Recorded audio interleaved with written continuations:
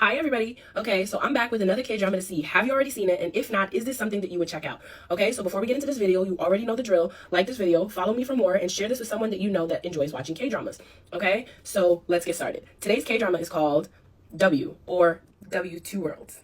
So this K-drama is about a woman, and she's a doctor, and she hasn't seen or heard from her dad in a while.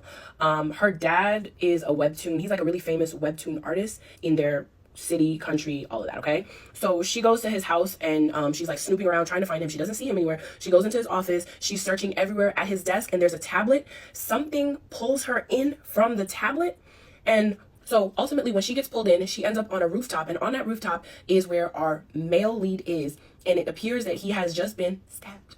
And so, being that she's a doctor, she immediately rushes to his side and starts helping him and gets him all types of patched up. The backstory for this male lead: he is an Olympic gold medalist in shooting.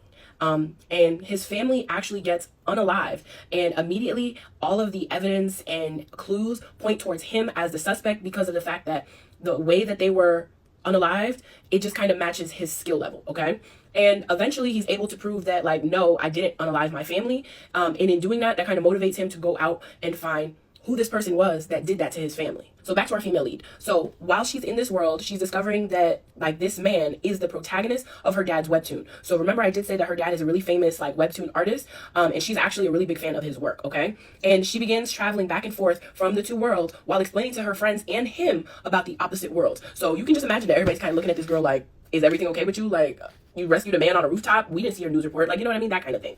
Now, if there's a protagonist, there's sure to be an antagonist, right? Correct. So I don't know if you remember, I said that Homeboy's family was unalived in the beginning. And that same character, we don't know who it is, that dark figure is looming around this, like, webtoon, still trying to unalive the male lead, following all news that he can, following everything that he can, showing up randomly in places that he believes or knows that the guy is scheduled to be there. It's getting a little crazy. Okay. And then this figure begins to realize the power that the doctor has, and so he sets out to destroy her. So she becomes his target now. And it ends up becoming a serious struggle for her when both the webtoon and her real world collides, because now this mysterious unaliver has found some way to come out of the webtoon into the real world. And who do you think he's looking for?